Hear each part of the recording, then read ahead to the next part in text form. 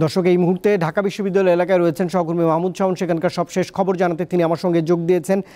শাওন, আপনার কাছে জানতে চাই যে চতুর্থ দিনের মতো বাংলা ব্লকেট কর্মসূচি শুরু করেছেন দুপুরের পর থেকে শিক্ষার্থীরা।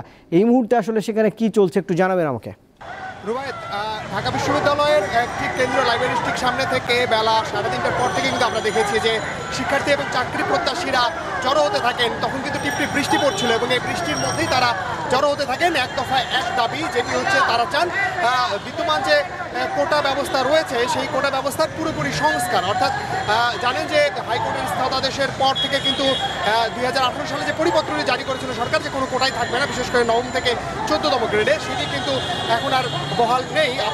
আপাতত সেটার উপর স্থগিতাদেশ দেওয়া হয়েছে। এবং কিন্তু এই যে শিক্ষার্থী এবং চাকরি প্রত্যাশী, তাদের কিন্তু দাবি ছিল একটাই, যে তারা বলছেন যে পুরোপুরি সংস্কার করতে হবে এবং কোনো ধরনের বৈষম্য রাখা যাবে না।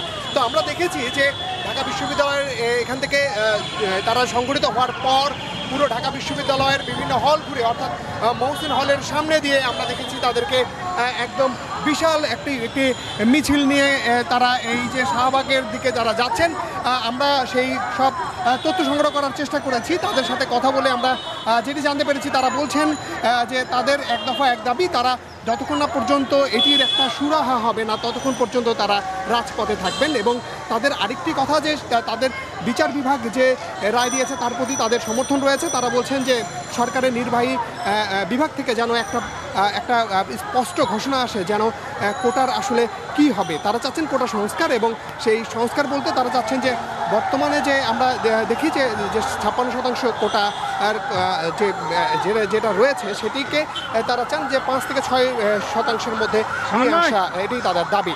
তো সব কিছু মিলে এখন আমরা দেখেছি যে ঢাকা বিশ্ববিদ্যালয়ের মধ্যে কিন্তু যখন এই তারা অর্থাৎ এই শিক্ষার্থীরা যখন আন্দোলন করছে, ঠিক তখন কিন্তু আমরা দেখেছি যে ছাত্র সংগঠন ছাত্রলীগ তারাও কিন্তু এখানে তারা আশপাশে ছিল এবং তারাও কিন্তু বড় একটি শোডাউন করে, কিন্তু কোনো ধরনের কোথাও কোনো সংঘাত হয়নি। তো শান্তিপূর্ণভাবেই এখন পর্যন্ত তারা আন্দোলন করছে এবং ছাত্র সংগঠনগুলো যারা রয়েছে সরকারি দলের ছাত্র সংগঠন ছাত্রলীগ, তারাও কিন্তু এখানে যথেষ্ট শান্তিপূর্ণ অবস্থানের মধ্যেই ছিল। তো এই হচ্ছে রুবায়েত এখান থেকে।